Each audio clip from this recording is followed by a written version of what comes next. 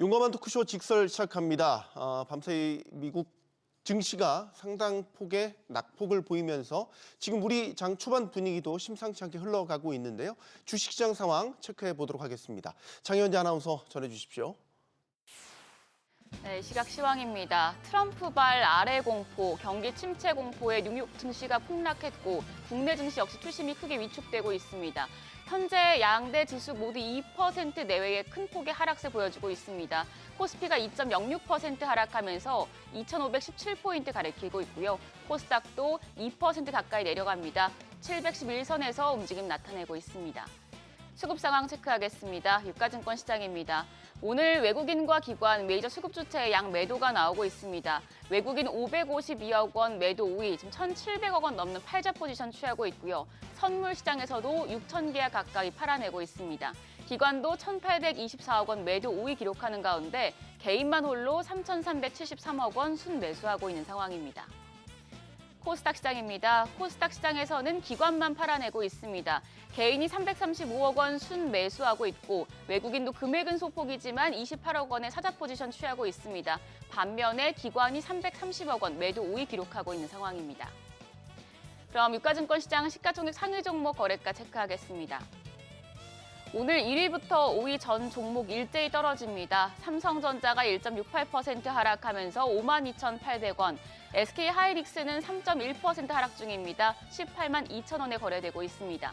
LG에너지솔루션이 3% 약세, 삼성바이오로직스도 0.74% 하락 중이고요. 현대차가 2.23%, 2.1% 하락하면서 현재 거래가 19만 3,100원으로 집계되고 있습니다. 6위부터 10위입니다. 6위부터 10위 전 종목 역시도 일제히 하락 중입니다. 장 초반 대비해서 하락폭이 조금씩 줄여내고 있긴 하지만 여전히 약세 흐름 짙은데요.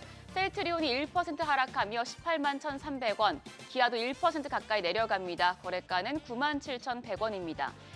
삼성전자 우선주가 2%대 약세, 네이버가 1.63% 하락하면서 거래가 21만 1,500원으로 집계되고 있습니다. 한화 에어로스페이스 역시 2.56% 추가적으로 하락합니다. 현재 거래가 68만 4천 원으로 집계되고 있습니다. 코스닥 시가총액 상위 종목도 체크하시죠. 역시나 1위부터 5위까지 모두 하락합니다. 알테오젠이 1.2% 약세로 36만 8천 원, 에코프로비엠이 3.9% 하락합니다. 테슬라가 워낙 급락했다 보니 영향을 받고 있는데요. 현재 거래가 11만 8,200원입니다. HLB가 2%대 약세, 에코프로까지도 3.4% 하락하면서 거래가 5만 7,950원으로 나타나고 있고요. 레인보우 로보틱스 4.3% 하락합니다. 거래가는 29만 9천 원, 30만 원 선을 이탈했습니다. 6위부터 10위입니다. 지금 6위부터 10위에서는 10위 코오롱 티슈진만 상승 중입니다. 나머지 3천당 제약이 3%대 약세로 18만 8,300원에 거래되고 있고요. 휴젤이 0.3%, 클래시스가 1.4% 하락하고 있습니다. 리가켄바이오도 2.24% 약세로 거래가 10만 4,600원입니다. 지금 코스피, 코스닥 10위권 종목 내에서 유일하게 코오롱 티슈진이 상승부를 켜고 있는데요. 3%대 오름세입니다. 오늘 장 초반에 52주 신고가 돌파하기도 했었는데 현재 4만 1,150원대 거래되고 있습니다. 그럼 시장 특징적인 부분 체크하겠습니다. 오늘 사료주가 올라갑니다. 상승한 섹터가 굉장히 적은 가운데 식품 쪽이 유독 강한 모습인데요. 중국이 미국산 농축산물 등의 보복 관세를 부과하면서 국내 기업들이 반사이익을 얻고 있습니다. 더불어 미국의 달걀 가격 폭등으로 한국에서도 최초로 달걀을 미국으로 수출한 사례가 나오자 관련주들 상승세가 이어지고 있습니다. 사료 관련주 내에서는 KC피드가 17% 급등합니다. 현재 거래가 3,570원입니다. 미래생명자원도 12%대 상승세 시현 중입니다. 거래가는 4,585원. 고려산업 역시도 10%대 오름세 보여주고 있습니다. 3,200원에 거래됩니다. 다음은 로봇주입니다. 로봇주는 현대자동차그룹이 로봇 전문 계열사인 보스턴 다이내믹스의 휴머노이드 로봇을 생산 현장에 시범 투입한다는 소식에 어제부터 상승세를 이어가고 있는데요. 특히 T-로보틱스, 레인보우 로보틱스와 대규모 물류 자동화 로봇 시장 공략을 위해 손을 잡았다는 소식이 투심을 자극하고 있습니다. 현재 25% 시세 분출하면서 거래가 11,960원입니다. 오늘 E&M도 8% 넘게 상승세 유지하고 있고요. 클로봇이 0.67% 상승하면서 현재 거래가 19,420원으로 집계됩니다. 외환시장 보겠습니다. 오늘 외환시장은 1,460원 선 턱 밑까지 오르면서 출발했는데요. 9시 31분 기준으로는 1,458원 10전, 현재도 1,457원 선에서 거래되고 있습니다. 지수 다시 한번 체크하겠습니다. 지금 국내 증시 같은 경우에 코스피가 여전히 2%대 약세, 코스닥 역시도 2.2% 하락하면서 낙폭을 조금씩 키워가고 있는 상황입니다. 미국발 경기 침체 우려에 환율이 오르고 외국인 매도세가 이어지고 있어서 오늘은 다소 힘든 하루가 되겠습니다. 이성적으로 판단하시고 신중하게 대응하시죠. 지금까지 시장 상황 전해드렸습니다. 네, 시장의 다양한 이슈들을 풀어보는 시장 따라잡기로 이어가겠습니다. 강승희 테이바 사람들 대표 모시고 이야기 나눠보죠. 안녕하십니까? 안녕하세요. 미장이 요즘 계속 조정을 받긴 했는데 밤 사이에는 굉장히 큰 낙폭을 보였습니다. 나스닥은 지금 4%대. 폭락 수준이라고 보여지는데 왜 이렇게 하락폭이 컸던 거죠? 기본적으로는 트럼프의 또 입에서 시작이 됐다고 봐야 될 것 같습니다. 네. 폭스뉴스에서 이제 인터뷰를 하면서 지속적으로 나는 주식 시장이 하락하는 거에 대해서 큰 관심이 없고 약간의 노페인 노게인의 느낌, 약간의 좀 힘든 시간이 지나가야지 다시 돌아올 것이다. 그런 뉘앙스를 비친 데다가 또 이제 베센트가 이제 디톡스 얘기까지 했기 때문에 네. 두 가지가 이제 섞여서 생각을 해보시면 디톡스란 뜻이 지금 어떤 이제 나쁜 게 힘든 게 있지만 나중에 좋아질 걸 보고 이제 디톡스를 맛이 없는 걸 이제 먹는 거잖아요. 예를 들면 그런 것처럼 지금의 이 시간이 지나갈 수밖에 없다라는 식으로 코멘트를 두 사람이 다 했기 때문에 그 영향력이 당연히 있고 그 다음에 이제 또 카나다에서도 관세 전쟁을 하겠다고 선언을 해버렸잖아요. 네. 이제 새로운 신임 이제 총리가 선언을 해버렸기 때문에 그 부분이 다른 나라로도 이제 전염이 될 거고 그렇게 되면은 이제 전체적으로 이제 다 관세 전쟁은 점점 확대되고 그와 다음에 이제 지난주 같은 경우에 특히 이제 독일에서 일단 재정 정책을 바꾸겠다라는 부분이 저는 굉장히 컸던 것 같습니다. 독일에서요, 네. 유럽에서. 네, 유럽에서 특히 독일. 그러니까 독일에서는 실질적으로는 재정 적자를 증가를 시키지 못하게 하는 게 아예 법에 딱 0.35% GDP에 법에 정해져 있었기 때문에 기본적으로 그걸 넘지 못하게 만드는 법이 있었어요. 왜냐하면 그게 인플레이션이 발생을 함으로써 예전에 독일은 이제 하이퍼 인플레이션을 경험을 실제로 했던 나라이기 때문에 네. 그러고 나서 2차 대전까지 있었고 그다음에 히틀러가 나왔었고 뭐 이런 상황들이 있었기 때문에 독일에서 아예 법에서 재정 적자를 얼마 이상 못 쓰게 딱 막아놨거든요. 그러니까 네. 당연히 유럽은 돈을 풀 수가 없었죠. 그런 상황에서 이제 그걸 바꾸는 법안을 만들어서 난 하겠다는 사람이 나와버렸거든요. 지금 네. 새로운 총리가 그래 버리니까 이제 돈의 흐름이 바뀌는 거죠. 아까 이제 예전에 작년에는 옌캐리 트레이딩 청산 얘기 나오면서 문제가 있었잖아요. 그 얘기는 뭐였냐면 밖에 있던 엔화가 다시 들어가는 거였잖아요. 마찬가지로 이런 식으로 이제 돈을 풀어서 경기 부양이 된다고 하면 독일이던 유럽에서 밖으로 나가서 달러로 투자됐던 돈이 다시 독일로 환수가 돼야 되겠죠. 그러면 이제 독일로 다시 들어간다는 얘기는 이제 독일은 어차피 유로를 통화를 쓰잖아요. 유로 통화를 쓰는 것 대비해서는 또 독일하고는 또 다르게 움직일 수 있거든요. 그래서 독일 같은 경우는 독일 국채 같은 경우로 해서 금리가 엄청 급등을 했습니다. 네. 네, 그렇게 급등을 하면서 또 미국 국채 금리도 다시 급등을 했고 지난주 같은 경우 그래서 그 영향들이 다 합쳐지고 이제 소화되면서 이제 이번 그 주말에 또 그 트럼프 얘기와 베센트 얘기가 정해졌고 그걸 다 소화하고 나서 곰곰이 생각을 해보니 이게 이제 미국에서 돈이 빠져나가기 시작을 하는 거죠. 그리고 그게 이제 돈이 빠져나간다는 이야기는 결국은 위험 자산이 이제 싫은 거죠. 안전 자산으로 더 돌아가야 되는 거죠. 근데 그 시그널들을 조금 지나서 길게 보시면은 계속 안전 자산들이 선호가 되고 있었잖아요. 네. 그게 이제 트리거가 됐다라고 보여지고 그런 와중에서 이제 빅스도 굉장히 급등을 했잖아요. 그래서 이제 뭐 더 뒤에서 저희가 더 얘기를 해야 되겠지만 빅스 지수 같은 경우도 여기서 한 번 정도만 더 급등을 하면 어느 정도는 단기적으로는 이제 뭐 바닥 아니면 이제 급락을 충분히 했다라고 생각을 할 수 있는 부분까지도 이제 와가는 것 같기는 합니다. 결국 트럼프의 발언 중에서 뭘 집중해서 봐야 되냐? 지금의 이 상황 때문에 경기가 어려워지고 경제가 나빠질 수 있는데 이것까지도 우리는 용인할 수 있다라는 네. 거죠. 그러니까 경제 체질을 바꾸기 위해서. 그러니까 베센트 장관의 디톡스 발언은 몸에 독소를 빼내는 것 아닙니까? 그 비유한 게 이제 부채 문제를 연방 정부의 막대한 부채 문제를 언급을 하면서 디톡스를 얘기했기 때문에 일정 기간의 고통을 감내하겠다. 돈을 안 쓰겠다는 네, 거잖아요. 안 쓰겠다라는 거죠.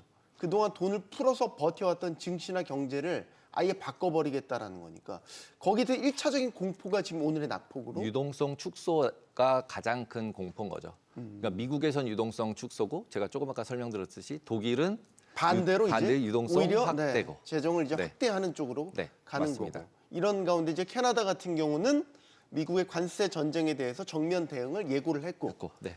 여러 복잡한 사항들이 얽혀지면서 투심이 많이 흔들렸다 이런 네, 생각이 맞습니다. 듭니다. 미국 경제만 놓고 보죠. 미국 경제가 작년까지 굉장히 화랑이었다가 네. 최근 들어서 나온 얘기는 안 좋아지는데 그냥 안 좋아지는 게 아니라 물가도 그냥 안 잡히고 경기만 안 좋아지는 스태그플레이션 걱정을 많이 했단 말이죠. 네. 이런 상황도 지금 염두에 두고 증시가 반응한 것이다 이렇게 볼 수 있겠습니까? 저는 스태그플레이션까지를 지금 예상하기는 좀 오버라고 생각이 들고요. 경기 네. 둔화는 충분히 가능하다고 생각을 합니다. 그리고 경기 둔화를 트럼프나 베센트는 원하고 있다라고 보여지고요. 일부는. 그래서 장기 금리만 보겠다고 얘기를 계속 했잖아요. 트럼프도 얘기하고 베센트도 얘기하고 나는 10년 금리가 중요하지 지금 주식시장 안 봐. 이렇게 얘기를 해버렸기 때문에 기본적으로 지금은 오히려 지난주만 해도 10년짜리 금리와 주가 지수가 같이 움직여요. 금리가 올라가면 주가도 오르고요. 네. 그 10년짜리 금리가 내려가면 주가도 내려요. 이거는 과거에 또 봤던 거랑 반대잖아요. 그래서 항상 뭐 주가가 오르면 뭐 금리가 내려가면 주가가 오르고 이게 항상 법칙으로 이루어지는 게 아니다라는 걸 지난주부터 확실하게 더 보여주고 있고요. 그 얘기는 뭐냐면 10년짜리 금리가 내려간다는 얘기는 안전자산 선호고 안전자산 선호는 조금 아까 말씀하신 것처럼 스태그플레이션이나 또는 경기 둔화를 예상을 하다 보니까 주식시장도 약세가 되는 거죠. 10년짜리 금리가 빠지면 그에 반해서 금리가 올라가면 그래도 침체는 아닌가 봐 라고 생각을 하면서 주가도 같이 올라가주는 그런 모습을 지난주에 보였기 때문에 네. 예, 이번 주 같은 경우도 그것들에 대한 반응으로서 확실하게 빠져버리는 상황이었다라고 보시는 게 맞을 것 같습니다. 자, 이제 투자자들의 관심은 이거겠죠. 오늘의 급락이 앞으로 뉴욕 증시의 향방을 어떻게 결정할 것이냐. 우리가 미 증시가 크게 빠졌던 몇 차례가 있었지 않습니까? 네. 2020년 코로나19 초창기에 크게 투심이 흔들리면서 급격하게 빠졌었고 또 2022년 미국 연준이 금리를 본격적으로 올리기 시작하면서 그때 또 한번 네. 충격으로 빠졌었고 크게 보면 이번에 또 이제 반복이 된 건데 지금은 어떻게 보십니까? 이게 V자 반등도 기대할 수 있는 부분인 거고 고금리 공포가 덮쳤을 때는 상당 기간 또 고통을 또 그 당시에 감내했었고 네. 이 선택의 폭이라고 할까요? 이게 어떤 전략을 짜느냐에 따라서 그러니까 나중에 결과가 달라질 것 같기는 해요. 맞습니다. 근데 이제 이게 연초에 제가 이제 여기 와서도 계속 이제 말씀드렸던 게 이제 분산해 놓는 수밖에 없다. 왜냐하면 불확실성이 너무 크니까라고 네. 말씀을 드렸었고 지금 현재 가지고 있는 포지션의 상황이 어디에 있느냐에 따라서 분명히 바뀔 것 같아요. 모든 의사결정은 다를 것 같아요. 만약에 예를 들어서 지금 현금 비중이 90%다. 나는 진짜로 위험할 거라고 생각이 들어서 비중을 다 줄여놨다. 현금 비중 90%로 채권이든 단기 채권으로 돼 있다. 워렌 버핏처럼 네. 있다라고 하면 지금 정도 어제부터 빠진 정도 이후로 더 빠진다면 계속적으로 이제 분할 매수를 들어갈 수 있는 상황이라고 생각이 들고요. 네. 하지만 지금 이미 주식을 100%를 가지고 있다. 그러면 선택의 폭이 없잖아요. 로스 컷을 할 것이냐, 손실 컷을 하고서 그냥 다시 현금 비중을 지금 만들 것이냐, 아니면 지금 다른 종목으로 갈아탈 것이냐, 이걸 고민할 수밖에 없잖아요. 선택의 네. 폭이 확실하게 다르잖아요. 그래서 주식이 그렇게 지금 있는 상태다라고 하시면 지금 현재 상태에서는 예를 들어서 IT주가 너무 많다, AI주가 너무 많다 그러면은 좀 분산을 다른 걸로 처음부터 말씀드렸듯이 계속 다른 종목으로 뭐 예를 들면 배당이 좀 높은 주식이라거나 아니면 뭐 바이오 빅파마 주식들 같은 경우는 이제 3% 이상 배당률이 나오는 빅파마 주식들도 되게 많거든요 지금. 네. 그런 상태이기 때문에 그런 주식이라거나 아니면 코카콜라 같이 버핏처럼 이런 그냥 소비주들이라거나 이런 쪽으로 분산을 조금은 해놔야 되는 상황이다 정도고 그다음에 아까 말씀드렸듯이 현금 비중이 많다면 지금부터 매수를 조금씩 하다가 빅스 지수가 지금보다 훨씬 더 높이 올라가는 한 번 정도의 더 크래시가 발생을 하면 이제 뭐 더 살 수 있는 그러니까 주식 비중을 높일 수 있는 레벨로는 조금씩 들어간다라고 보시면 될 것 같습니다. 특히 이제 우리 서학개미들 미장에 투자하시는 서학개미들 비중이 걱정이죠. 빅테크주 M7의 비중이 높게 네. 있잖아요. 테슬라를 비롯해서 엔비디아, 네, 뭐 우리가 맞습니다. 손에 꼽는 마이크로소프트, 애플 다.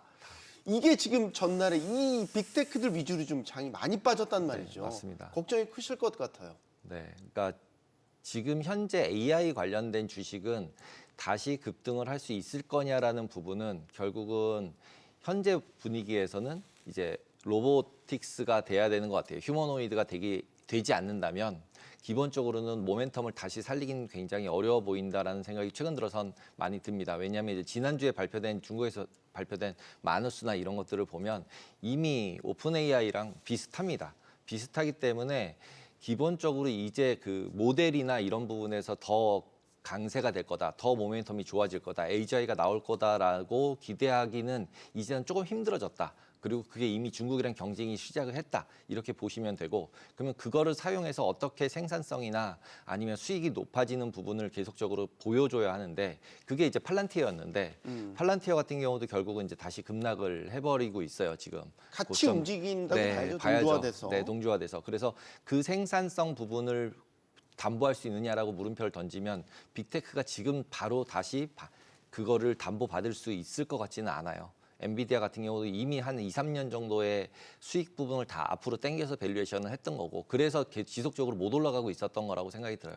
하지만 AI가 없어질 거냐라고 생각을 해보면 이제는 없어질 거는 아니다라고 확실하게 다들 생각을 하고 있잖아요. 그리고 세상을 바꿀 거라고 다 인정은 하고 있고, 그런 상황이기 때문에 생각하실 때 지금 현재 엔비디아나 뭐 테슬라나 이쪽에 주식 포지션이 너무 많은 부분이라면 테슬라 같은 경우도 이미 더 빠졌는데 여기서 로스컷을 하기에는 솔직히 개인적으로는 이미 좀 늦은 경향이 있다. 네. 그럼 여기서 로스컷 할 수는 좀 없을 것 같다. 그리고 만약에 내가 현금 비중이 높은 상태에서 테슬라나 뭐 마이크로소프트나 구글이나 이런 AI 관련된 주식들이 하나도 없다라고 하면 지금 정도면은 조금씩 사들어가도 되시는 부분이라고 생각이 듭니다. 그래서 그러나 일단 성장주, 기술주에 대한 투심이 지금 많이 꺾었고 네, 당분간 불가피한 조정도 예상이 되기 때문에 포트폴리오 배분을 좀 해야 된다. 적절하게 해야 되겠죠. 그러니까 네. 경기에 너무 흐름을 타지 않는 네,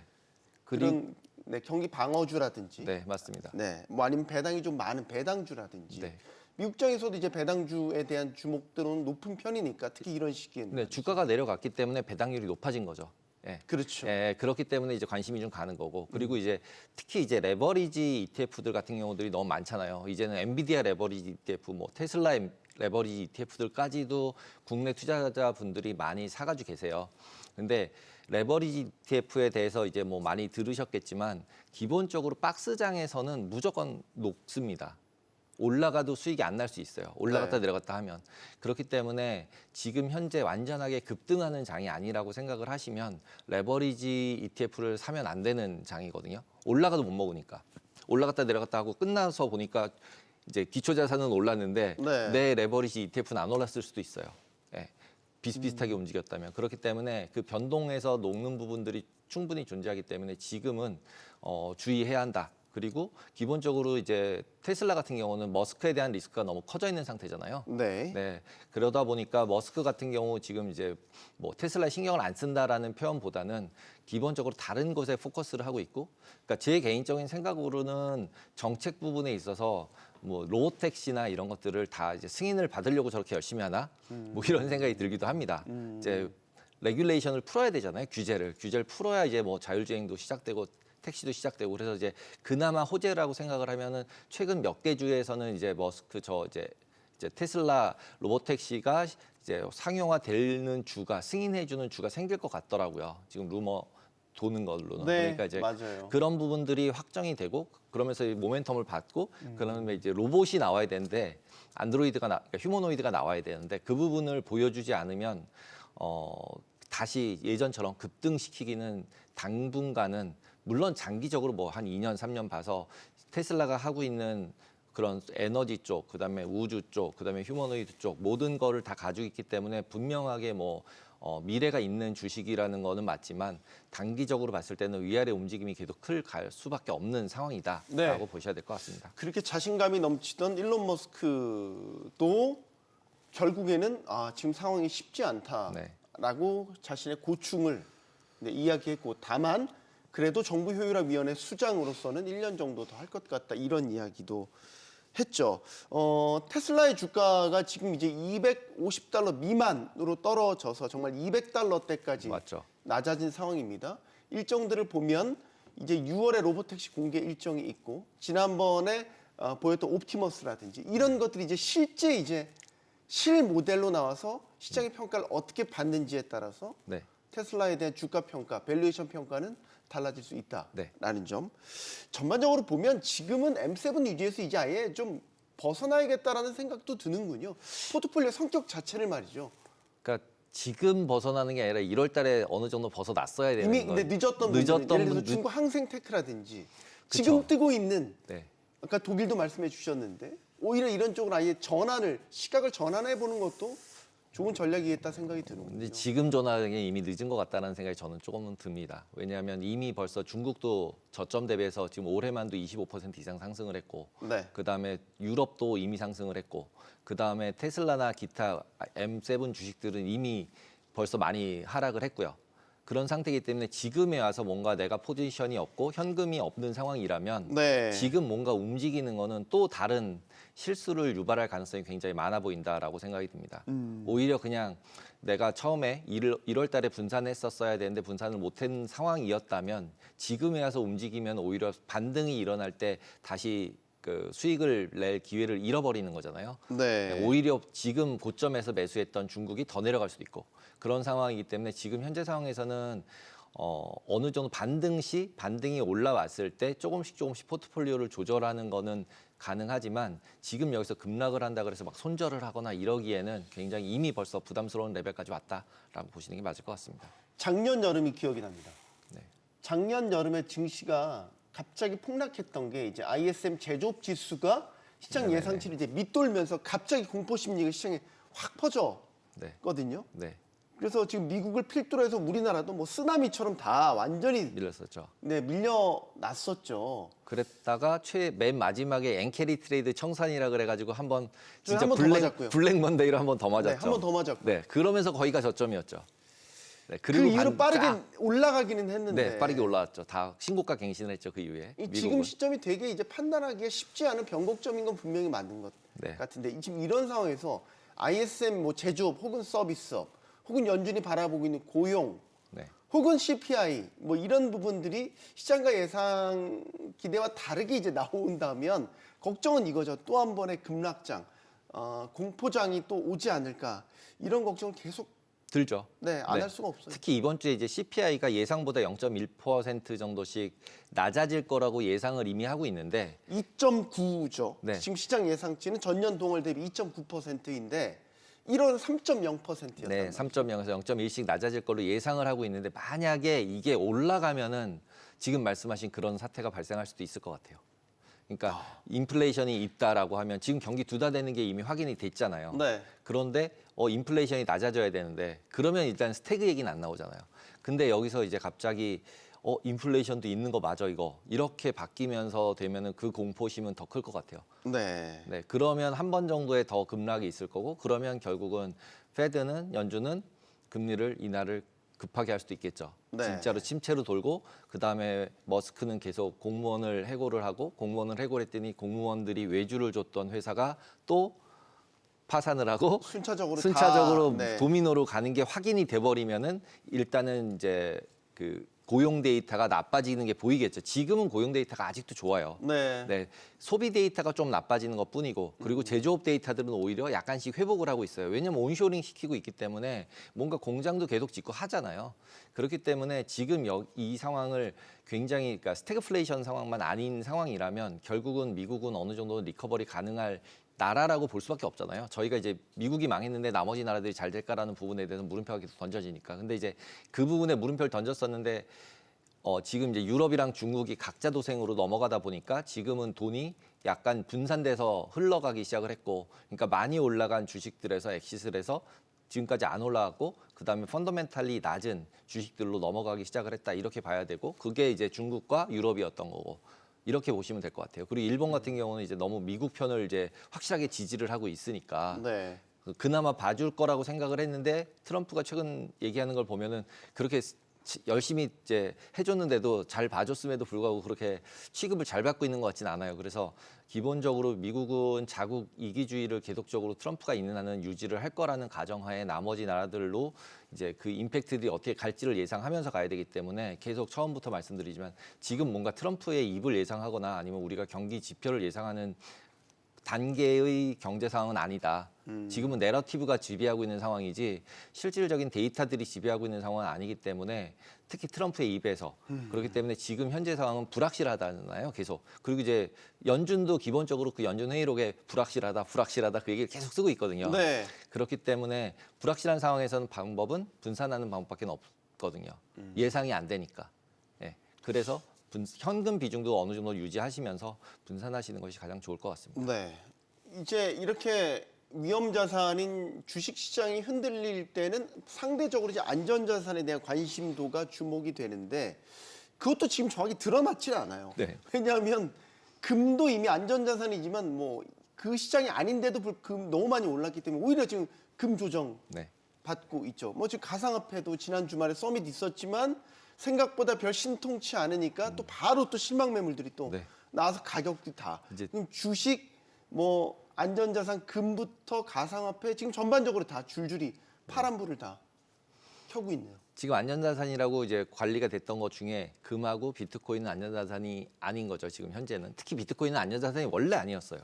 근데 또 안전자산이라고 또 인식이 됐었어요.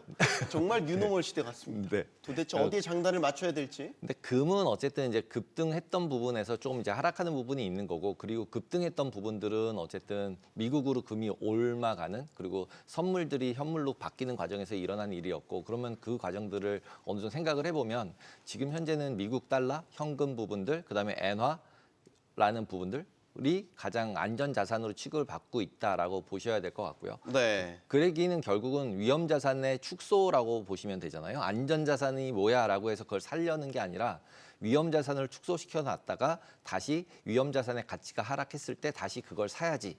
이런 포지션이라고 보시는 게 가장 적합할 것 같습니다. 네. 그래서 이제 코인 같은 경우는 생각해 보면 이제 7만 불대로 넘어왔기 때문에 이제 어느 정도는 이제 좀 줍줍을 해도 되는 상황이 아닐까라는 생각이 드는 레벨까지 온 것 같아요. 그러니까 10만 불 찍고 8만 불, 네. 9만 불 이렇게 있을 때는 그냥 봤을 때 비트코인 아직은 살 때가 아니라고 생각이 들었었는데 지금 한 7만 불대 그다음에 이제 7만에서 한 6만 불대로 가면은 어느 정도는 비트코인 같은 경우가 없어질 자산은 이제는 아니니까 라고 보시면 되고 비트코인에서 가장 큰 이슈는 스테이블 코인이라고 저는 개인적으로 생각을 하고요. 그래서 스테이블 코인으로 넘어가게 되면 비트코인을 팔아서 스테이블 코인으로 가야 되는 거잖아요. 테더 말씀이시군요. 테더도 있고 기본적으로 지금 블랙락에서 만드는 것들도 있고 그다음에 여러 가지 그 코인 관련된 상황을 이제 트럼프도 원하는 부분이 있잖아요. 미국 국채를 사줄 이제 대상으로 코인을 볼 수도 있는 거기 때문에 스테이블 코인 같은 경우는 그래서 그 부분이 제일 크기 때문에 그것도 분명히 베센트든 트럼프든 얘기를 듣고 알고 있는 상황이기 때문에 비트코인이나 아니면 코인 쪽의 비중 같은 경우도 아주 적지만 이제부터는 비중을 조금은 이제 8만 불 이하에서는 조금 비중이 뭐 하나도 없었던 분이라면 그냥 세금도 없으니까 뭐 한 진짜 아주 조금씩 자기 전체 비중의 1, 2% 정도는 비중으로 가져가도 되지 않을까? 왜냐하면 이제 비트코인이 기존에 올라갔을 때 생각해 보시면은 어느 날 갑자기 10만 불 되잖아요. 네. 내려갈 때도 빠르고 올라갈 때도 빨라요. 그리고 이제 어쨌든 비트코인이라는 자산 자체가 한정돼 있는 물량이라는 건 확실하잖아요. 누군가 판다는 거는 있겠지만 돈이란 건 누군가 계속 찍고 있잖아요. 인플레이션만큼 정부에서 계속적으로 돈을 찍어서 통화량을 증가시키고 있는 상태인 거에 반해서 비트코인은 그렇지 않으니까 보관의 이슈나 아니면 이제 뭐 좀 나쁜 얘기지만 돈 세탁의 이제 유용성이 분명히 존재하기 때문에 돈을 보관하는 유용성이 있기 때문에 없어지지만 않는다면 그러면 이제 전기만 없어지지 않으면은 저게 없어질 것 같지는 않으니까 네. 어느 정도 비중을 가져가고 그러면 이제 그 수요가 몰렸을 때는 진짜로 10만 불, 20만 불 얼마 전까지만 해도 15만 불, 20만 불 얘기했잖아요. 예. 네. 목표가. 그런데 지금 이제 7만 불이잖아요. 예, 그러면 이제 단기간에 더블도 가능한 자산은 쟤밖에 없어 보이는 거죠. 그러니까 혹시 모르니까 또 포모가 나면 안 되니까 뭐 한 7만 불대에서는 조금씩 이제 없으신 분이라면. 근데 코인을 주로 하시는 분들은 이미 뭐 너무 많이 잘하고 계시기 때문에 네. 네, 좀 다르게 봐야 될 것 같습니다. 네, 거슬러 올라가는 용기가 또 필요할 수도 있다. 우리 증시 좀 볼까요? 코스피 코스닥 지수 좀 보여주세요. 지금 2%대 이제 낙폭 갈수록 조금씩 커지고 있고, 네, 2.17%, 유가증권 시장은 코스닥은 2.3%. 외국인과 기관이 네, 팔고 있고 개인이 이걸 다 받아내고 있는 모양새고요. 시가총액 상위주들은 네, 다 파란 불이네요. 오늘 역시 미 장의 급락 여파가 적지 않은 것 같기는 합니다. 아쉬워요. 왜냐하면 지난달까지만 해도 미장이 흔들리는 가운데서도 우리 장이 그래도 꿋꿋이 잘 버텨내면서 2,600선 위로 이제 2,700선도 바라보나 했었는데 지금 다시 또 도로 아미타불이 된 것처럼 내려오고 있기는 한데 일단 오장상을 봐야 되긴 하지만 국장은 어떻게 보십니까? 이게 미국장에 계속 이런 식으로 엎친 데 덮친 격으로 맞아낼 것인지 아니면 좀 꿋꿋하게 방어해내는 역량도 보여줄 것인지.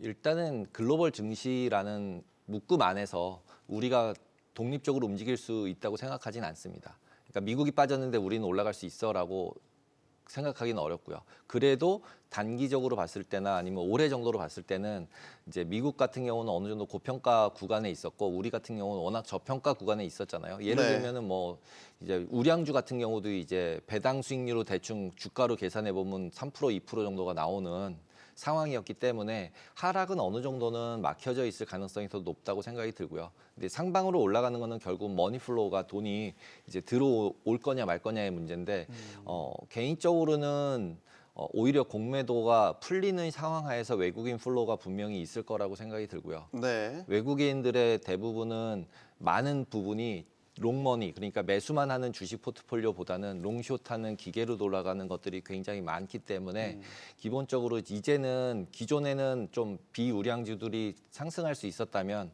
다시 롱숏이 풀리기 시작을 하면 비우량주들은 굉장히 크게 하락할 가능성이 있고요.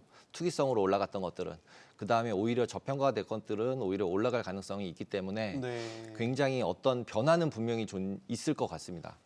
롱숏이 풀리고 나면. 그래서 네. 그때 이후에 우량주들은 오히려 더 올라갈 수도 있는 거죠. 예를 들면. 그렇기 때문에 그런 부분을 고려해서 지금 미리 포트폴리오를 좀 조정을 해야 되지 않을까.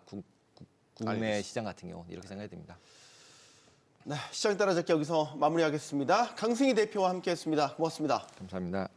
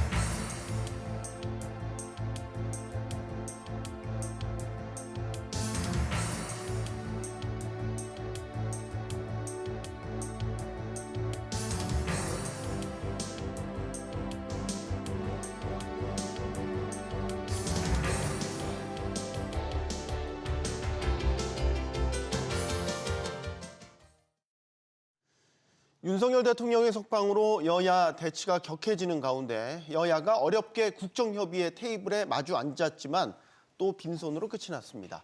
발목을 잡은 건 연금개혁이었는데 여야가 간신히 모수개혁으로 뜻을 모았지만 받는 돈, 즉 소득 대체율을 두고 이견만 확인하고 끝이 났습니다. 국정협의회가 공회전하면서 추경 논의도 한 발도 나가지 못하고 있고요. 경제에 대한 위기감이 커지는 가운데 자칫 추경의 골든타임을 놓치는 건 아닌지 또 걱정스럽습니다. 여야 할 것 없이 입만 열면 민생이 중요하다고 얘기는 하는데 이제는 말이 아니라 몸으로 보여줄 때가 아닌가라는 생각도 들고요. 자, 민생 현안들 하나씩 살펴보도록 하겠습니다. 오늘 함께해 주실 분들 소개해드리죠. 서울행정대학원 박상인 교수 나오셨고요. 서울시립대 경제학부 송헌재 교수, 박시동 경제평론가 나오셨습니다. 안녕하십니까? 안녕하세요.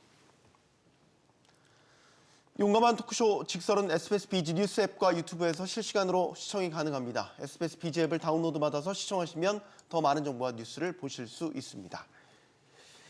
여야정 국정협의체 시작됐습니다. 일단 지금 여러 정치적인 상황들이 얽혀 있기 때문에 박시동 평론가님, 결국 또 빈손이었고 30분 만에 끝이 나버렸어요. 좀 어렵게 모였다가 이렇게 빨리 끝낸 걸 뭐하러 모였나라는 생각이 들 정도로 허탈하기도 합니다. 어떻게 보셨습니까? 지금 뭐 산적한 민생 이슈라든지 이런 걸 고려해 본다면 해결하고 처리해야 될 일이 사실 굉장히 많거든요. 네. 그 과제들 중에서도 특히 촌각을 다툴 정도로 사실은 시간이 중요한 이슈도 많습니다. 그래서 나중에 타결되더라도 시간이 늦었다는 것만으로도 효과가 반감되는 그런 이슈도 많고요. 네. 그런 측면에서 여야가 지금 수준에서 합의할 수 있는 것만이라도 해결해 가면서 실효성 있는 회담을 좀 했으면 좋겠다라는 생각이 드는데, 어저께도 사실은 30분 만에 끝내고 빈손으로 회담이 파행되고 끝나는 걸 보면서 민생을 해결해야 된다는 입장에서는 답답한 상황이 좀 이어지고 있다라는 측면에서 여야 모두에게 어느 정도는 좀 비판을 해야 될 부분이 계속 생기는 것 같습니다. 네. 여야 정인데 최상목 권한 대행은 또 참석하지도 못했죠. 지금 또 마은혁 헌법재판관 임명 문제가 또 얽혀 있기 때문에 이렇게 복잡한 상황들이 지금 실타래처럼 꼬여 있습니다. 그러니 여야정 협의체가 뭐 한 발자국도 못 나가고 있는 답답한 상황인 것 같아요, 교수님.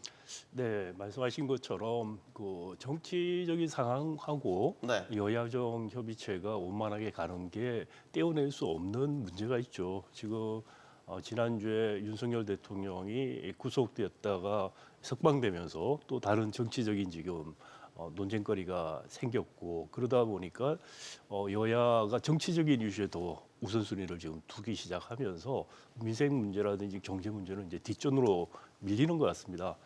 그럼에도 불구하고 저는 개인적으로 헌법재판소에서 빨리 결정을 내리는 것이 이런 정치적인 혼돈을 조기에 수습하고 그리고 정말 여야가 민생 문제, 경제 문제에 집중할 수 있는 것이다. 정치적인 그런 불확실성이 너무 큰 상황에서 사실 뭐 여야정 협의체를 통해서 바람직한 결과들이 나오는 거 기대한다는 거 매우 어렵다는 생각이 들고요. 네. 아마 지금 연금개혁은 그나마 매우 근접해 있기 때문에 어느 정도 타결이 가능하지 않을까 싶고요. 추경 같은 경우는 결국은 대선 국면으로 들어가면은 대선 쟁점으로 갈 가능성이 크다. 그래서 추경은 아마 제 생각에 상반기에 여야가 합의 보기는 어렵지 않을까라는 생각이 듭니다. 네.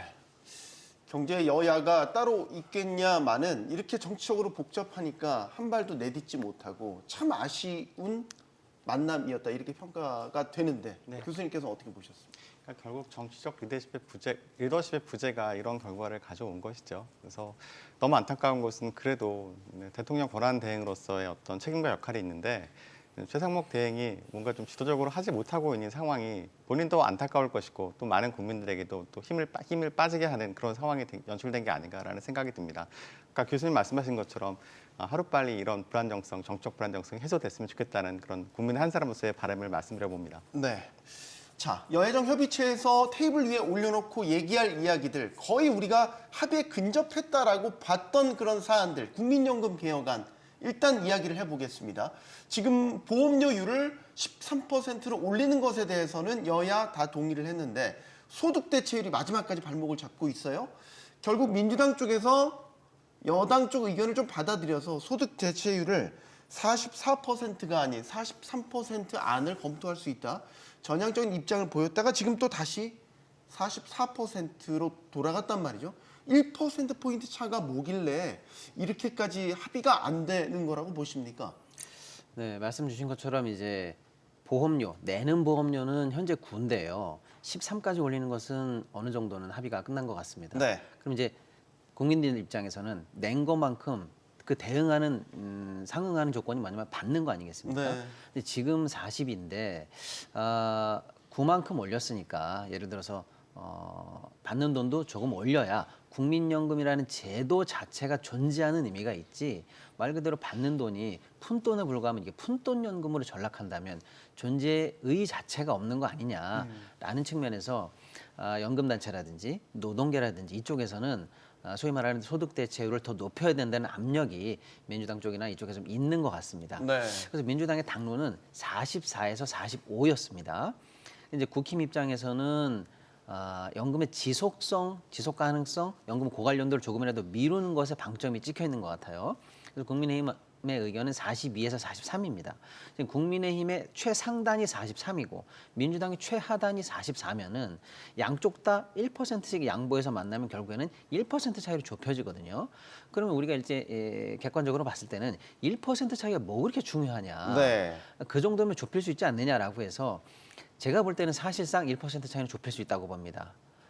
정 좁혀지지 않으면 그냥 43.5에서 타결도 저는 가능하다고도 봅니다. 저도 지금 그 생각했는데. 예. 그런데 한 발씩 해서 양보해서. 그런데 이제 문제는 네. 소득 대체율 하나만 가지고 정말로 1% 차이 요거 하나만 좁히면 모든 게 모수게 여기 끝나느냐라고 하면은 간단한데 여기 갑자기 이제 끼어들어온 새로운 또 주제가 하나 있어요. 네. 좀 이따 얘기를 좀 집중적으로 할 수 있겠습니다만 예를 들어서 자동 안정화 장치를 이번에 넣고 하면은 우리가 1%를 양보하겠다. 이런 안이 양쪽에서 지금 나오다 보니까 요 1% 차이는 이 국민연금 모수개혁의 쉽게 말하면 향배를 결정할 결정적인 차이까지는 저는 아니라고 봅니다. 얼마든지 합의가 가능한데 여기 합의에 지금 다른 게 얹어지면서 소위 말하는 여러 개를 한꺼번에 처리하자는 이제 턴키 협상안이 들어오면서 약간 지금 회담이 공전되고 있다 이렇게 보고요. 그래서 요걸 합의하기 위해서는 다른 안건을 좀 걷어내고 합의 가능한 것부터 순서대로 해결한다면 요것도 중간선에서 합의되거나 어느 한쪽이 양보할 수 있는 가능성은 있다 이렇게 좀 보여집니다. 네. 이게 뭐 정치라는 게 사실 주고받기식의 협상과 타결을 짓는 게 뭐 어떻게 보면 당연하다 싶기도 하단 말이죠. 자동 조정 장치까지 이야기가 나왔으니 같이 묶어서 좀 의견 여쭐게요. 송 교수님, 일단 소득 대체율 부분은 1%포인트 차이입니다. 여기에 이제 더 큰 난제로 부상한 게 자동 조정 장치. 이건 정부 여당 네. 안인 거죠. 결국 정부 여당의 방점은 재정 안정 쪽에 좀 더 무게를 두고 있는 것이고 네. 민주당을 비롯한 야당 쪽은 이제 대체, 그러니까 소득, 연금으로 소득을 대체해 줄 수 있는 이 보장을 좀 두텁게 하자는 쪽에 좀 더 방점이 찍혀 있는 것이고 네. 타협의 여지가 없겠습니까? 타협의 여지가 있어야겠죠. 당연히 있어야 되고요. 네. 그러면 도대체 1%포인트 차가 도대체 무슨 의미냐를 좀 생각해봐야 되잖아요. 근데 이걸 쉽게 생각할 수 있는 게 금액으로 환산하는 거거든요. 네. 그러면 지금 현재 국민연금 수급자 인원이 한 400만 명 정도 되세요. 네. 네, 그분들이 받는 연금은 한 60만 원 정도 되십니다. 평균적으로.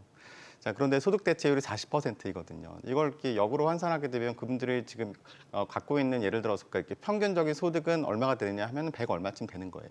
자, 그러면 앞으로 점점 소득은 증가했기 때문에 우리 국민연금을 수급하는 인원들의 평균적인 소득, 생애 평균 소득이 한 250만 원에서 300만 원 정도 된다라고 가정을 하고, 그럼 소득 대체율이 이제 1%포인트 올라간다 그러면 매달 받는 연금이 한 3만 원에서 4만 원 정도 더 늘어나는 거예요. 네. 그러면 현재 지금 그 수급자는 400만 명이지만 앞으로는 이제 수급자가 훨씬 늘어날 거잖아요.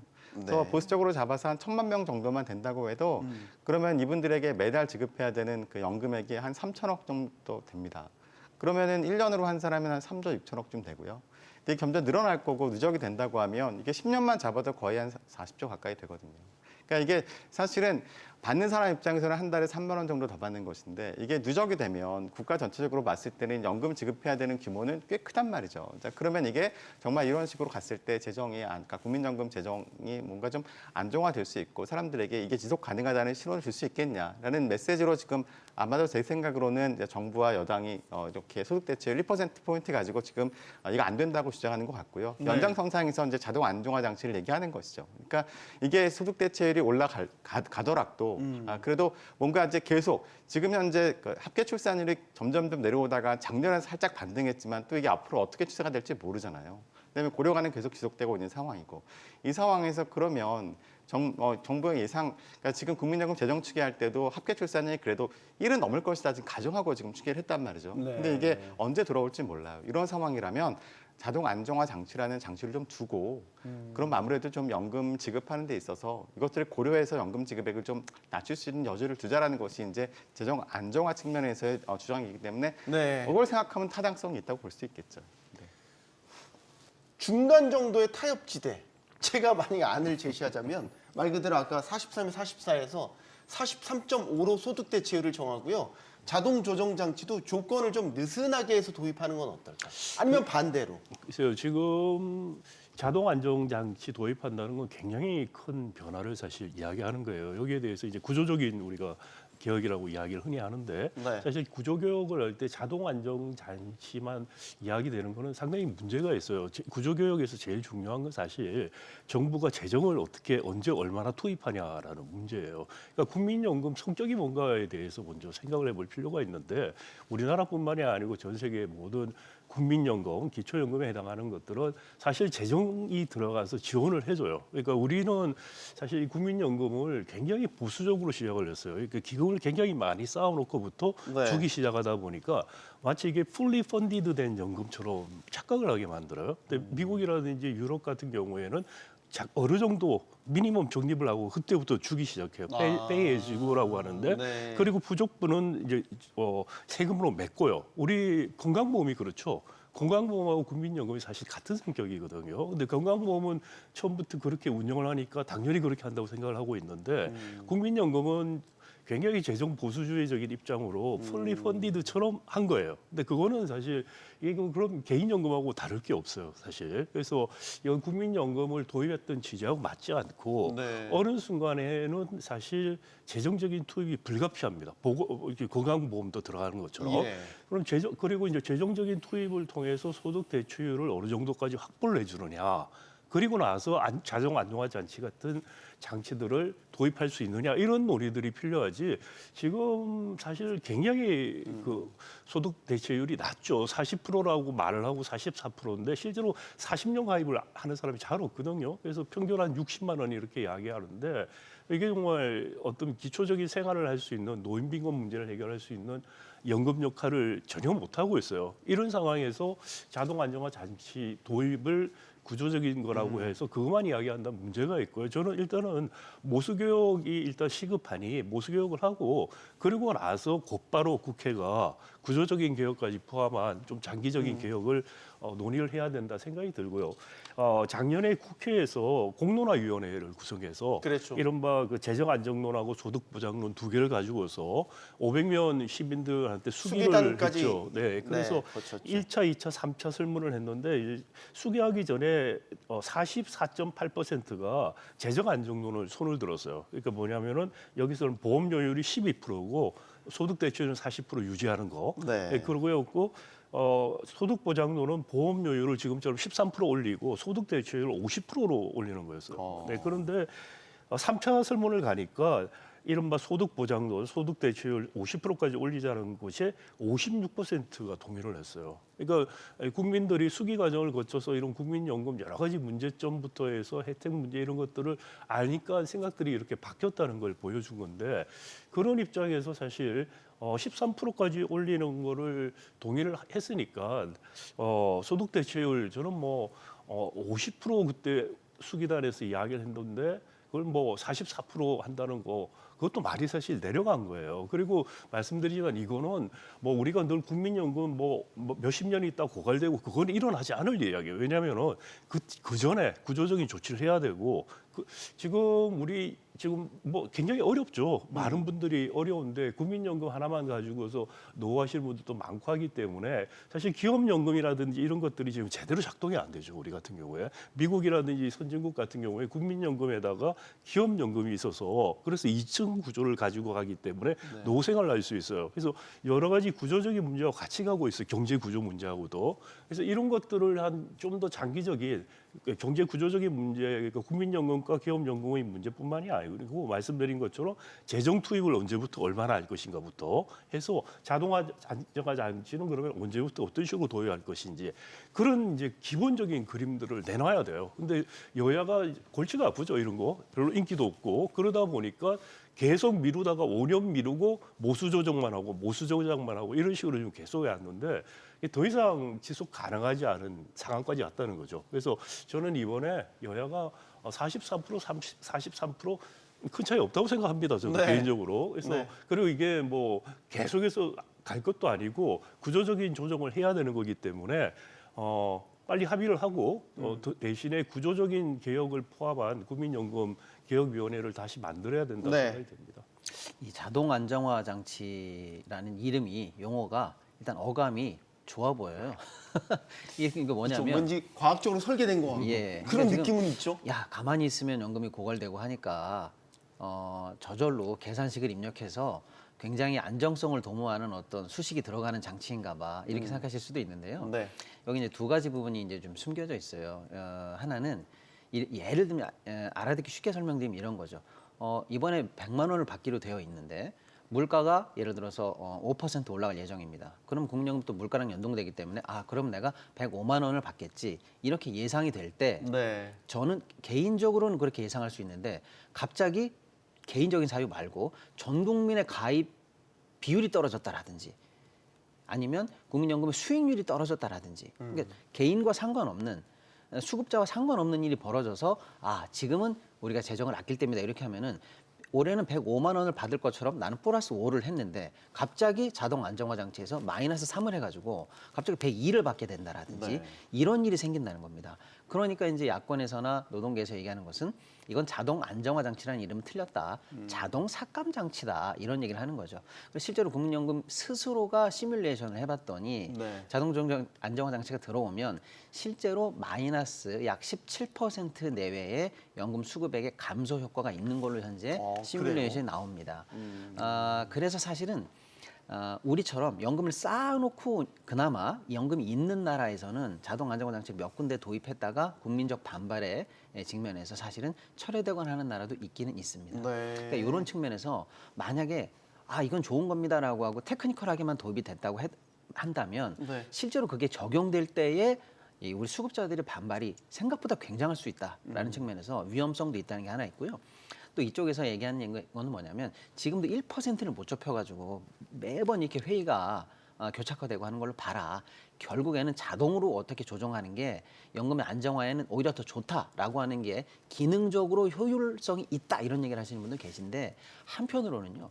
국민연금은 국민의 재산이기 때문에 국민의 대표 또는 국회에서의 논의 과정이 힘들고 지난하다 할지라도 그게 정당성 있는 절차이기 때문에 그거를 소위 말하는 수식이나 몇몇 전문가들이 스킵해도 되느냐 이런 문제도 또 사실은 따라올 수 있다 이렇게 좀 봐야 될 것 같습니다. 한 가지만 제가 더 네, 짧게만 말씀드리면 이게 그 자동 안정화 장치 때문에 지금 말씀하신 것처럼 일반적인 국민들이 노후 생활에 대한 불확실성이 커져요. 그러니까 우리가 국민연금이라는 게 사회보장제도거든요. 네. 그런 불확실성을 기본적으로 정부가 가져가고 국민들에게 어느 정도 생활 수준을 유지하게 해주는 게 목적이거든요. 그 취지에 맞게끔 제도를 만들어야 된다는 것이지. 다시 말씀드리면 국민연금 고갈 막는 것이 국민연금의 정책의 본래 목적이 아닌데. 최대 목적이라는 잘못된 생각들을 하고 있어요. 그건 처음부터 사실 재정 투입을 안 하고 있기 때문에 그런 거예요. 그러니까 네. 미래 세대 거를 미리 땡겨서 써서 사실 지금 재정이 들어가야 될 거를 재정 적립된 걸 땡겨서서 지금 문제가 생기거든요. 네. 그렇기 때문에 미래 세대 정말 걱정하시는 분들 재정 투입하자고 하세요. 그래야지 미래 세대한테 부담을 제일 안 주고 지금 돈을 벌고 있는 사람들이 세금을 더 내는 거예요. 그래서 그런 구조적인 장치에 대한 논의가 선행되지 않고 그냥 지금 상태에서 자동 안정화 장치만 한다면 국민연금은 유명무실화되고 이거는 사회보장제도가 아닌 게 되는 거죠. 송 교수님 말씀 들어야겠는데요. 네, 재정 투입이 필요하다. 언젠가는 그렇게 될 수도 있겠지만 재정 투입이 필요하다는 얘기는 다시 얘기하면 세금을 더 내야 된다는 얘기예요. 네. 그래서 국가 재정, 그러니까 현재 지금 재정 투입을 해야 되는 상황이라면 미래에도 해야 되는 상황이 되는 거잖아요. 그러니까 그러면은 보험료도 올라간 거고 그러면 재정 투입하려면 세수가 필요하니까 그러면 소득세율 올라가는 거란 말이죠. 네. 그러니까 이런 것들을 젊은 세대가 알아요. 알고 있기 때문에 젊은 세대도 그렇다면 이게 앞으로 국민연금의 지속 가능성이 있는 것이냐에 대해서 의문을 제시할 수밖에 없는 것이고 왜 우리가 손해 보냐 그런 목소리가 나온단 말이죠. 네. 자, 그런데 이제 뭐 이게 어떻든 간에 합의가 돼야 되는 거고 저는 작년 재작년에 이미 국민연금의 재정 안정 지속 가능성에 대한 많은 그 언론 보도가 있었고 국민들이 거기에 대해서 많이 이제 인식하고 계시다고 생각을 해요. 그래서 뭔가 개혁이 필요하다는 것까지는 동감을 하신 것 같아요. 그래서 이렇게 보험료를 인상하는 것에 대해서 지금 그렇게 큰 반발은 없는 거잖아요. 그렇지만 자동 안정화 장치 도입에 대해서는 아까 교수님 말씀하시고 최근에 말씀하신 것처럼 국민들이 아직 충분히 그에 대한 정보를 얻고 있지 못하다는데 저도 동의를 합니다. 그래서 이건 좀 일단은 지금은 소득 대체율에 대해서 먼저 합의하고 그다음에 네. 자동 안정화 장치 도입은 시간을 두고 좀 같이 국민들에게 알리는 과정이 필요하지 않을까 생각을 합니다. 결론만 말씀드리면 네. 21대 국회 때부터 이 국민연금 개혁을 위한 여러 협의체도 만들고 여러 과정을 겪었지만 아무것도 지금 바뀐 건 없습니다. 일단 그거는 팩트라는 사실을 말씀드리고 또 하나 국정협의체에서 지금 논의해야 될 게 추경론이에요. 추경을 지금 한다 거의 다 중지가 모아진 것 같았는데 지금 어느 순간 정치적 어젠다로 인해서 추경에 대한 게 좀 시야에서 사라진 듯한 느낌도 보이고 근데 지금 우리 경제 상황 보면 추경에 대한 이야기를 지금 이렇게 소홀히 할 땐가라는 걱정도 되고요. 평론가님 어떻게 보십니까? 맞습니다. 지금 뭐 한국은행이 작년 11월만 해도 뭐 1.9 우리나라 올해 성장률 그 정도로 예상했다가 네. 1월 달에 1.6까지 낮췄다가 지금 뭐 그것도 지킨다고 보장이 안 되는 상황 아니겠습니까? 그리고 민간에서는 지금 1.2까지 나오는 상황이에요. 네. 그러니까 지금 뭐 그다음에 내수, 수출, 뭐 설비 투자 할 거 없이 전방위적으로 모든 경제 지표가 사실은 이게 뭐 이 정도로 나쁜 적이 있었나 할 정도로 최악의 상황을 치닫고 있거든요. 그래서 제가 볼 때는 여야 정 뭐 학계 할 거 없이 사실은 이제는 긴급 처방이 필요하다라는 차원에서 추경의 도입, 추경의 실시에 대해서는 제가 볼 때는 이제 어느 정도 좀 공감대가 많이 확보가 됐다. 저는 네. 그렇게 보는데 문제는 이제 규모와 용처거든요. 네. 아까 그 국민연금 논란처럼 이것도 사실은 일거에 그 각 주체가 원하는 대로 다 해결될 것 같지는 않아요. 예를 들어서 정부가 원하는 추경의 규모가 있을 거고 또 민주당이 쉽게 말하면 안으로 현재 갖고 있는 추경의 규모도 다르고 심지어 한국은행이 적절하다고 말하는 규모도 다 다른 상황이고 네. 용처와 이런 것도 지금 현재 다 다른 상황입니다. 그러면 이걸 또 턴키로 다 한 번에 합의할 수 있을 것인가라고 봤을 때 제가 볼 때는 그것도 어렵습니다. 그러면 여기에서도 지혜를 발휘해야 될 때라고 저는 생각하는 게 뭐냐면요. 지금 추경이 오늘 당장 합의되더라도 국회 통과까지 예를 들어 제가 장담하는데 무조건 2달 이상 걸립니다. 그렇게나 오래 걸려요? 아니 지금 이제 합의만 되면 바로 본회의에서 그렇죠. 그렇긴 지금 다 한데 준비는 돼 있는 거 아닙니까? 정치 상황이나 너무 이런 걸 오래 고려해 보면 그렇다는 거죠. 예를 들면 이제 앞으로 뭐 탄핵 선고도 나와 있고 등등 하니까 말이죠. 그러면 솔직히 말씀드리면 거의 반년이 가는 거나 마찬가지입니다. 그러면 추경이 통과돼서 그 자금이 실제로 도는 데까지도 최소 2-3달 이상 걸린다고 하면은요. 지금 거의 올해 최악의 지금 경제 상황에 이걸 반드시 구출해야 되는 긴급 처방이 필요한 상황에서 반년을 허비할지도 모른다는 상황이거든요. 그러면 경제 성장률 떨어지는 걸 어떻게 쉽게 말하면 이 비상약을 통해서 구제할 수 있겠습니까? 사실 시간이 없거든요. 그래서 용처, 규모, 각기 의견은 다릅니다만 이것도 진짜로 합의할 수 있는 범위 내에서 그럼 예를 들어서 지금 모든 주체가 다 공동으로 합의하는 건 뭐냐면 예를 들어 중소상인에 관해서 자영업자 관련해서는 일단 어떻게든 지원하자는 게 합의가 됐거든요. 네. 그럼 그거 먼저. 스몰 추경부터 먼저. 그렇죠. 아니 그 용처 말이죠. 네. 그걸 용처에 확정해 대한 놓고 합의. 그 규모 확정해 놓고 그다음에 뭐 R&D 투자, AI 투자 하자라고 했는데 그것도 심지어는 최상목 권한 대행은 연간 단위로 해서 내년까지 50조를 넣겠다고 그랬어요. 근데 민주당은 이번 추경에 AI 관련해서 넣자라고 하면서 또 한 10여 조 내외를 또 얘기했거든요. 네. 추경에 10조 넣는 건 되고 내년에 50조 넣는 건 또 왜 안 됩니까? 그러니까 요것도 정부가 빨리 그럼 그 50조 내서 단계별로 세운 거를 하반기 할 수 있는 거면 빨리 지금 추경에 넣는다든지 해서 지혜롭게 합의할 수 있는 교집합을 빨리 찾아내야 된다. 왜냐? 시간이 계속 가고 있다. 이 자금의 효용성을 발휘할 수 있는 시간이 지금 흘러가고 있다. 네. 굉장히 안타까운 상황입니다. 네. 어느덧 3월이고 3월도 지금 중순에 가까워져 오고 있고 지금 업계에서는 특히 건설업계가 4월 이기설 다시 불거지고 있거든요. 추경이 좀 빨리 이루어져야 된다라는데 송 교수님 동의하십니까? 네, 동의합니다. 네. 그만큼 지금 빨리 뭔가 합의를 이뤄서 집행이 돼야 되는데 전혀 나가지 못하고 있습니다. 네, 너무 안타깝죠. 네. 이제 이렇게 추경에 대한 논의가 딱 멈추는 순간 과연 정부가 정말 위기로 인식하고 있는 거 맞아? 정치권이 위기로 인식하고 있는 거 맞아? 우리를 어떻게 해야 돼? 라고 국민들에게 사실 신호를 주고 있는 거거든요.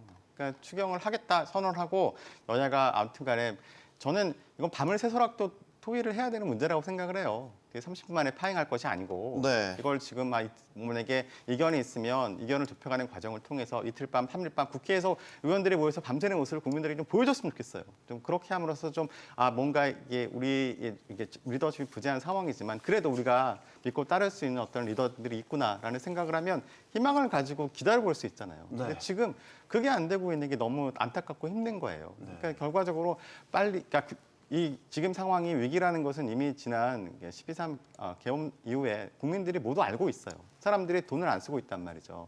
돈이 생겨도 저축을 해도 저축을 어떻게 하냐면 안전자산으로 특히 뭐 금 현물을 산다거나 이런 식으로 하고 있단 말이에요. 그러면 그렇게 해서 국민들이 소비하지 않는 돈이 투자 지원으로 가지 않아요. 심지어 투자 지원으로 간다고 해도 기업 입장에서도 마찬가지잖아요. 지금 불확실한 상황에서 선뜻 투자하기가 어렵잖아요. 네. 그런 상황에서 그러면 이 정부의 이 우리나라 경제에서 무엇인가 뭐 이렇게 숨통을 튀게 하려면 정부가 과감하게 재정 지출을 하는 방법밖에 없거든요. 그러니까 한국은행에서 기준금리를 내렸지만 기준금리 내린 효과가 지금 나타나고 있냐? 사실 거의 없다고 볼 수 있어요. 왜냐하면 사람들이 이자 부담은 줄었어요. 네. 그다음에 그렇지만 그걸 갖다가 미래가 어떻게 될지 모르는데 과감하게 쓸 수가 없는 거죠. 네, 그러면 정부가 재정 지출을 해야 합니다. 뭔가 불확실성이 높을 때는 정부가 재정 지출을 통해서 이 경제를 활력을 불어넣어줘야 된다는 것은 이미 재정학에서 잘 알려져 있는 사실이에요. 그런데 그걸 지금 못 하고 있는 거거든요. 그러니까 너무 안타깝죠. 그래서 지금 국민의힘에서는 15조, 그다음에 민주당에서는 35조 정도 얘기하고 있는데 네. 그러면 협상을 해서 그러면 둘이 서로에 대해서 이게 부족하다, 이게 이러면 안 된다라고 하는 것에 대해서는 합의를 볼 수 있잖아요. 그렇게 해서 규모도 조금 중간 단계에서 맞추고 방식도 서로가 이건 절대 안 된다고 하는 것은 양보하고 좀 그런 식으로 해서 빨리 진행이 됐으면 좋겠다라는 그런 바람을 말씀드려 봅니다. 지금 내수 경기가 안 좋다라는 얘기를 참 많이 하는데 최근에 나왔던 자영업자 이 감소폭을 보니까 2달 사이 20만 명이 줄었더라고요. 지금 나오는 얘기는 IMF 때보다 더 힘들다라는 게 이제 체감 경기라는 거예요. 공감하십니까? 그렇죠. 사실 자영업 하시는 분들 이야기 들어보면 정말 어렵다라는 말 많이들 하시고요. 우리 근데 이 문제가 도대체 어디에 있는가부터 사실 제대로 살펴볼 필요가 있어요. 네. 첫 번째 제일 근본적인 구조적인 문제인데 우리 제조업이 경쟁력을 잃어가고 있어요. 2000 제가 늘 말하듯이 11년 이후에 일어나고 있고 지금 한 15년 사이에 거기 진행이 굉장히 많이 되고 있어요. 지금 뭐 마지막 남아 있는 반도체마저 샌드위치가 지금 되고 있는 현상이 벌어지는 그러니까 구조적인 문제가 있어요. 그리고 또 하나는 지금 트럼프가 들어오면서 생긴 트럼프 리스크 문제들 이런 네. 것들 두 가지 때문에 지금 경제가 구조적으로 오려는데다가 엎친 데 덮친 격이 된 거죠. 그러면 여기서 이제 우리가 어떤 식으로 대응할 것인가라는 틀에서 생각을 할 필요가 있다는 말씀을 먼저 드리고요. 네.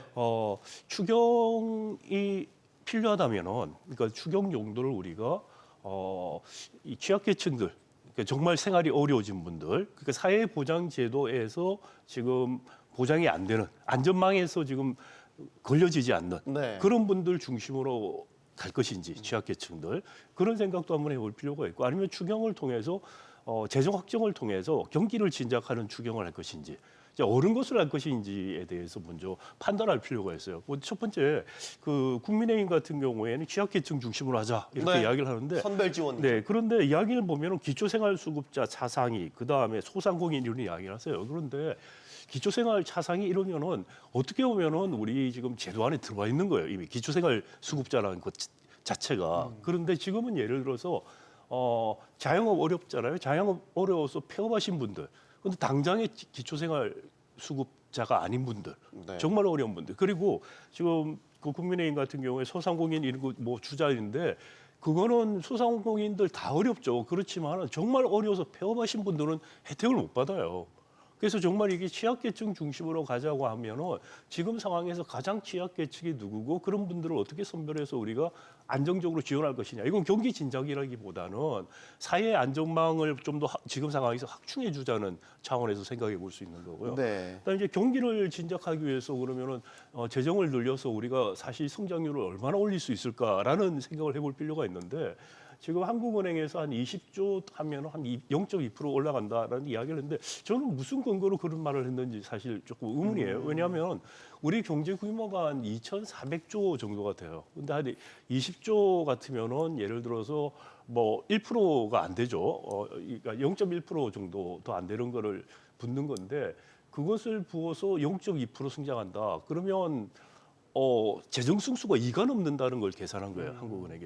재정 승수가 2가 넘게 나올 수가 없어요, 제가 보기 지금 상황에서. 그래서 이것도 별 근거 없는 이야기를 막 하신 거라고 생각을 해요, 지금. 재정 투입하자고 하면서. 그래서 지금 상황에서 아까 전에 저기 송 교수님 말씀하신 것처럼 금리 인하를 했는데 효과가 없다.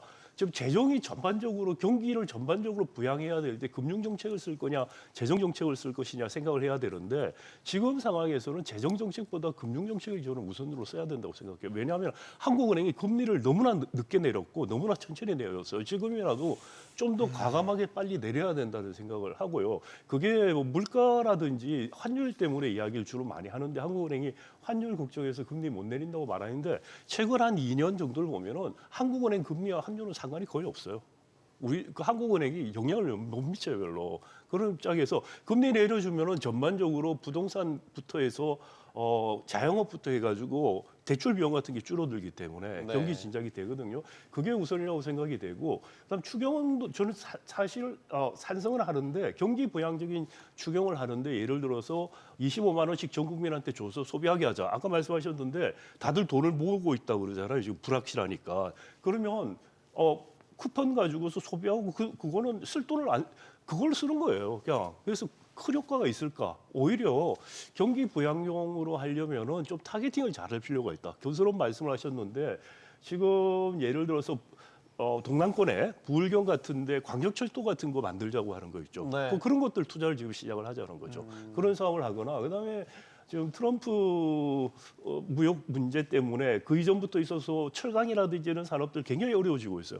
그러니까 동남권 산업 공도가 일어나서 굉장히 커요. 네. 그런 지역들을 선제적으로 선별해서 지원해서 하는 문제, 산업이나 그런 쪽으로 돈을 쓰는 게 저는 경기 부양이라는 측면에서는 또 경기 방어라는 측면에서 훨씬 더 낫다는 거고 한 가지만 더 말씀을 드리면 지금 재정 적자가 굉장히 커요. 지금 추경을 대규모로 하는데 지금 걸림돌 중에 하나가 지금 올해도 한 74조 예산으로 지금 한 GDP의 3.9% 정도, 2.9% 정도를 예상하고 있었는데 그런데 이게 성장률을 2.2%로 계산한 거예요.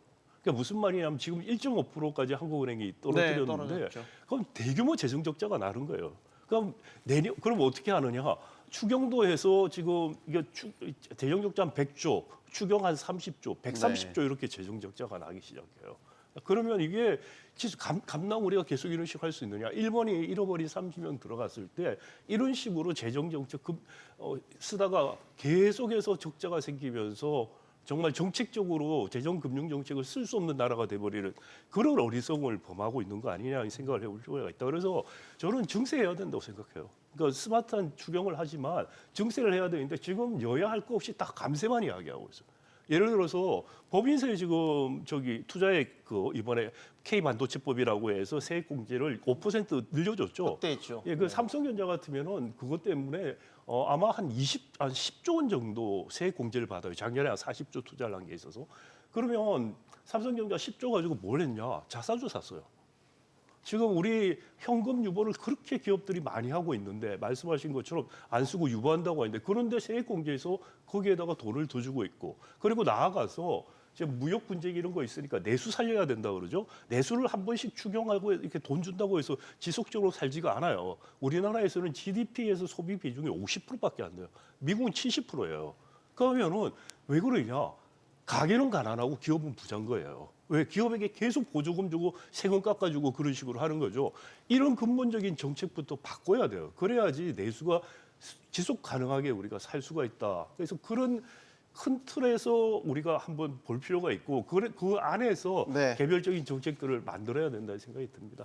한 말씀만 좀 네. 더 드리면은요. 말씀하시죠. 그 예를 들어서 이제 경기를 부양하든지 어떤 효과를 내려면 우리가 세 가지가 다 궁합이 맞아야 된다라고 얘기하는데 하나가 이제 금리 정책이죠. 고금리에서는 뭐 경기가 살기 힘드니까요. 네. 금리, 그다음에 정부의 정책, 그다음에 정책을 뒷받침하는 재원. 이 3요소가 궁합을 잘 맞춰야 사실은 효과가 나는데요. 네. 지금 최근에 한 3년 정도 쭉 보면은요. 이 쉽게 말하면 이제 이 금리를 정하는 쪽하고 네. 정책을 정하는 쪽하고 늘 이 정책의 정합성이 맞질 않았어요. 예를 들어서 고금리를 한참 달려갈 때 좀 고통스럽더라도 고금리를 통해서 빨리 물가를 잡고 해야 되는 경기를 좀 제대로 쿨링 시켰어야 되는데 그때는 오히려 정부가 50조 넘는 소위 말하는 정책 자금을 부동산 쪽으로 밀면서 시중의 유통량을 줄이질 못했어요. 네. 그러니까 이쪽에서는 쓴 약을 먹으라고 하는데 저쪽에서는 뭐 단약을 주면서 이 사실은 뜨거운 물 온수와 냉수가 중탕이 돼버리는 효과를 만들어냈고 또 한국은행이 금리를 조금 이제 내리기 시작한다는 신호를 줄 때 정부가 갑자기 가상금리 올리는 거를 일단 용인하면서 실제로 효과가 좀 늦게 나오게 물론 한국은행도 조금 늦었을 수도 있습니다만 그렇게 해서 이 정합성이 맞지 않는 행보를 계속 보여줬는데요. 지금도 마찬가지의 우를 범하지 않을까 걱정되는 게 어쨌거나 한국은행은 금리 내린다. 이 지금 경기 방어 안 하면 안 된다라고 노골적으로 얘기하면서 신호탄을 먼저 쏘고 달리기 시작하는데 지금 정부가 뭐 정치적인 상황이든 뭐든 이런 상황에서 미적미적거리면서 아까 말씀드린 것처럼 추경 규모라도 말이죠. 국힘 이게 여당이에요. 여당은 15조 얘기하고 있고 야당은 지금 35조 얘기하고 한국은행 총장은 20조 얘기하고 있는데 예를 들어서 국힘 정치인인 유승민 의원은 어저께 갑자기 40조가 필요하다는 얘기를 하기 시작합니다. 여당에서 나온 얘기 아닙니까 또. 물론 또 이쪽 야당에서 김동연 지사 같은 분들은 또 45조 50조 이상의 슈퍼 추경이 또 필요하다는 얘기 나오고요. 규모가 이렇게 제각각이고 타겟층이 제각각일 때 네. 한국은행은 지금 경기 방어가 필요하다라고 해서 금리나 시그널을 주면서 달려가고 있는데 이렇게 정합성을 맞춰야 되는 중심은 누가 잡아야 되냐면 결국 정부가 잡아야 돼요. 네. 아까 교수님 말씀하신 것처럼 우린 경기 방어를 선제적으로 하겠다라고 중립 딱 잡고 가든지 아니면 취약계층에 관해서 쉽게 말하면 이제 소비 승수가 높은 데부터 먼저 지원하겠다라고 하든지 네. 중심을 잡고 빨리 할 걸 하면서 시기를 안 놓쳐야 되는데 지금 민기적 하고 있는 이 타이밍이 과거 2, 3년과 똑같이 정책적 정합성이 맞지 않는 그래서 효과는 나지 않으면서 논의만 지금 쌓여가는 그래서 이 경기는 경기대로 죽고 돈은 돈대로 돌지 않으면서 경제 성장률만 계속 추락하고 있는 상황이 방치되고 있습니다. 그래서 정부가 중심 잡고 어쩔 수 없이 지금에서는 좀 주도적으로 안을 내고 끌어가야 되는 상황인데 좀 답답한 상황입니다. 결국 다 지금 제각각 목소리를 내면서 하나도 지금 고리를 하나도 걸지 못한다는 느낌을 지금 받고 있거든요. 좀 질문을 좁혀서 아까 사실 다음 질문 뭐 드리려고 했냐면 민생회복 쿠폰 안이 이제 사실 이제 민주당 활로에서 또 나왔고 이게 지금 이견이 또 있기 때문에 이 질문을 드리려고 했었어요. 아까 박 교수님 말씀 중에 자연스럽게 얘기가 나왔지만 이 민생회복 쿠폰에 대해선 일단은 소비 진작책으로 나온 안입니다. 어떻게 판단하십니까? 고육직책이라고 생각을 해요. 그러니까 네. 민주당에서 과거에 우리 코로나 시국에서 긴급재난지원금 지급했듯이 이번에도 그에 준하는 어떤 우리가 그 정치적인 위기를 겪지 않았냐. 그러니까 이렇게 전 국민에게 일시적으로 빨리 지급을 해서 뭔가 소비 진작을 해보자라는 그런 아이디어라고 생각을 합니다.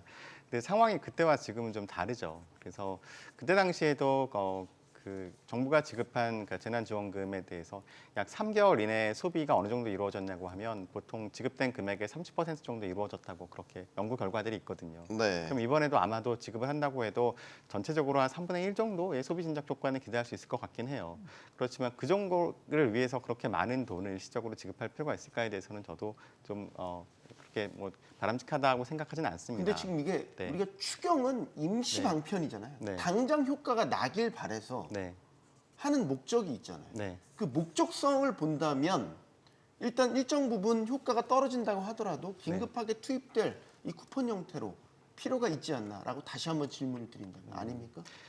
그래도 일단 더 위험한, 그러니까 지금 상황이 조금 위험하다고 느껴지는 사람들에게 먼저 뭔가 정부가 지원을 해준다는 그런 신호를 보내주는 게 더 좋지 않을까라는 생각을 해요. 왜냐하면 결국은 지금 자영업자들이 힘든 것은 사람들이 지금 소비를 덜 하고 있기 때문이잖아요. 네. 그러면 소비를 할 수 있게끔 하려면 정말 지금 돈이 없어서 소비 못 하고 있는 사람들을 지원해 주는 게 선순위가 돼야 되잖아요. 그래서 지금 뭐 예를 들어서 정부가 아까 그 여야가 합의가 안 된다고 하면 이 현재 상태에서 지금 국민의힘은 지금 민주당에서 얘기하고 있는 이 민생 회복 소비 쿠폰 이렇게 지급하는 걸 반대하고 있단 말이에요. 이것 때문에 보통 한 13조 정도 좀 들 거라고 예상하고 있는데 네. 그러면 이거는 뭐 빼거나 줄여달라 요구하고 근데 민주당에서 처음에 고집하지 않겠다라는 얘기를 하긴 했었거든요. 그럼에도 불구하고 뭔가 뭐 지역 그 상품권 같은 걸 지급을 해서 지역 경기를 활성화하는 데 이게 뭐 필요하다고 지금 민주당은 주장하고 있기 때문에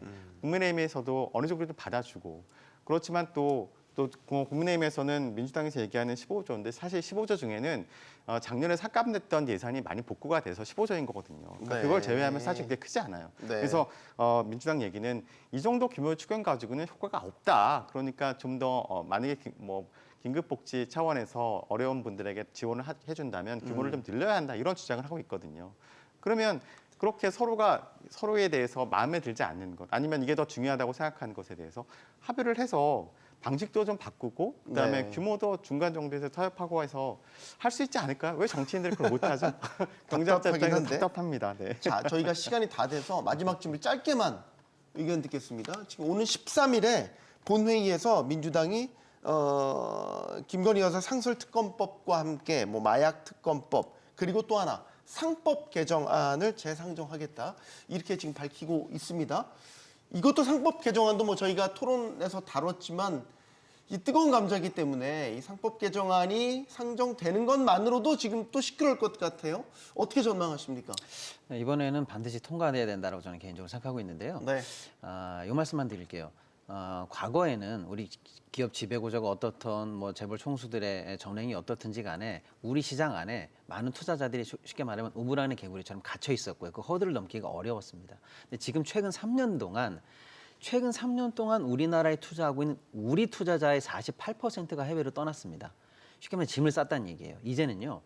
우리 시장을 우리 스스로 매력적으로 만들지 못하면 투자자들이 남아있지 않는 상황까지 갑니다. 네. 자칫하면 자본시장의 붕괴까지도 걱정할 정도거든요. 우리 시장을 더 매력적으로 만들 수 있는 건 뭡니까? 주주를 주주답게 대우해주고 우리 시장 안에서 투자하십시오라는 신호거든요. 저희 입장에서는 특히 이제 이 이사의 충실 의무 확대 조항 같은 것들, 이런 것들이라든지 집중투표제 같은 것들, 이런 것들을 통해서 시장의 쉽게 말하면 지배구조 개선, 투명성, 주주들의 권익을 제대로 만드는 이런 제도 개선 네. 더 이상 미룰 수 없다 이렇게 생각하고 있습니다. 네, 미국 증시가 폭락했습니다. 트럼프 대통령이 경기 침체를 감수해서라도 관세 정책을 밀어붙일 의지를 보였기 때문입니다.